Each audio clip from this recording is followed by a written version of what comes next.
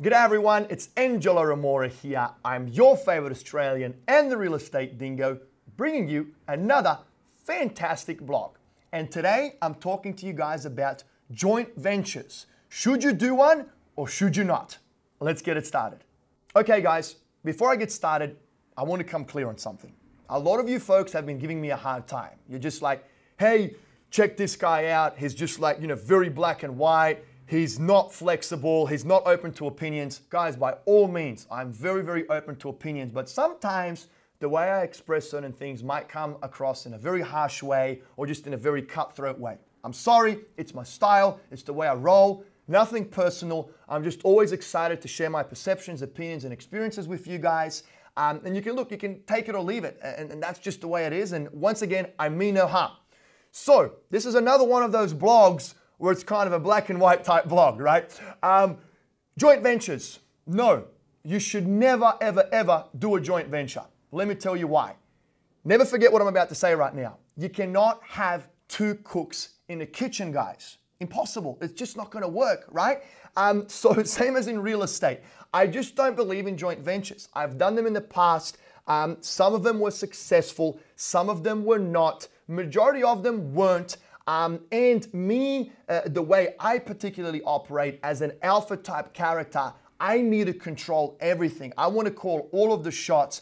I just want my partner to freaking shut up, do nothing, let me do all the work, and I'll make them the money, right? So pretty much what I'm trying to tell you guys here is the way that you can structure a joint venture successfully is in this way. You can either have someone that's going to come to the party or to the table with the capital, right? They're going to give you the money and they're going to get out of your business, right? And you can't expect anything else from them. You have to take that money and with your experience and knowledge, you have to use that money to make a great return on investment. Whatever your split is going to be, that is entirely up to you and your partner to negotiate. Sometimes it's a hard money loan, so it's a different type of arrangement. Other times it's a partnership where it's a 50-50 split. That is entirely up to you guys. But I strongly believe that one party should be passive. So give me the money and let me do my thing. The other party should be active. Find the deal, negotiate it, buy it, close on it, renovate it, project manage it, sell it, make sure you're a part of the entire closing transaction. And then when the funds are available in your account after the title company has dispersed them, then you can divvy up those profits. So look, that is the only way, in my opinion, how you can successfully structure a joint venture, guys. I have seen way too many times joint ventures turning sour because, once again, you cannot have two cooks in the kitchen.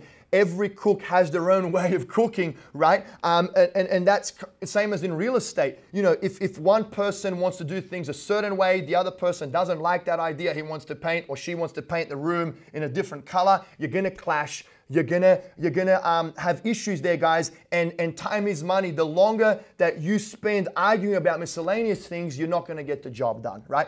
So look, that is my opinion. I'm not sure if any of you guys are doing joint ventures out there. I suggest you don't. I suggest you start slow, start doing things on your own. And what's gonna happen, guys, is over time, once you can prove your success, and once you start doing a lot of deals consistently, you will have a lot of people that like who you are, that like what you're doing, that can see the trend in the deal flow, and they'll throw money at you.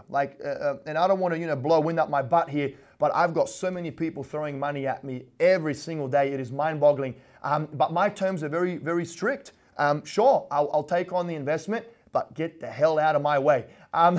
So there you go, guys. It's black and white for me, like every other blog. Hey, I'd love to hear your thoughts. Am I right? Am I wrong?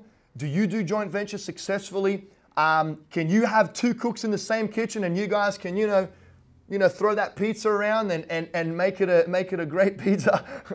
What a weird terminology that was. Anyway, whatever. Hey, comment below. I'd love to hear from you. Look, I really appreciate you guys watching. Bring the heat. I'll take the heat. I'm a big boy. And yeah, guys, that's pretty much it. Thanks for watching. I'm Engelo Rumora. I'm your favorite Australian, and I'll catch up with you soon.